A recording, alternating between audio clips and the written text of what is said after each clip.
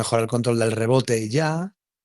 Y tenemos que, sobre todo, mejor incrementar el nivel defensivo mucho para poder correr, para luego controlar también el tema de las pérdidas, ¿no? Porque creo que es algo que son pérdidas que podemos evitar y dependen de nosotros y, por supuesto, depende del entrenador, ¿no? De mí, que les enseñe y que aprendamos esto.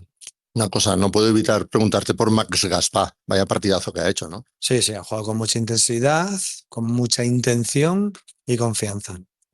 El tema de los rebotes, ¿faltan kilos en la pintura o falta intensidad? Puede haber algún rebote, ¿no? Que Sermandini nos gane la acción, ¿no? Por más experiencia o porque sabe usar su cuerpo mejor. Pero hay otros rebotes que son responsabilidad de los exteriores, porque el plan era no ser muy agresivo en determinados momentos con sus bases y que tirasen pues esas bombas, esas paradas y tiro. Y claro, saltamos y nos quedamos mirando y coge el rebote Marceliño.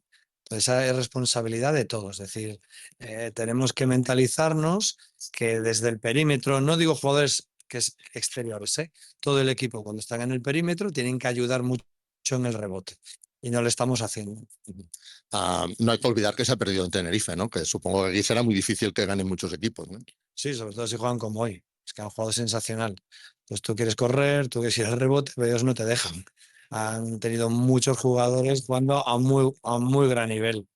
Pero en vez de pensar en eso, debemos pensar que queremos mejorar cosas, pero para allá. Esto no es una excusa, es que es el Tenerife.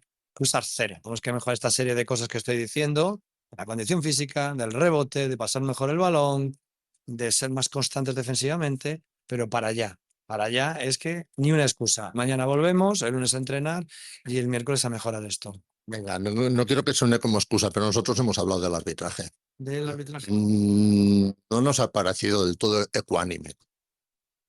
Lo dejamos para otro día. Gracias, Diego.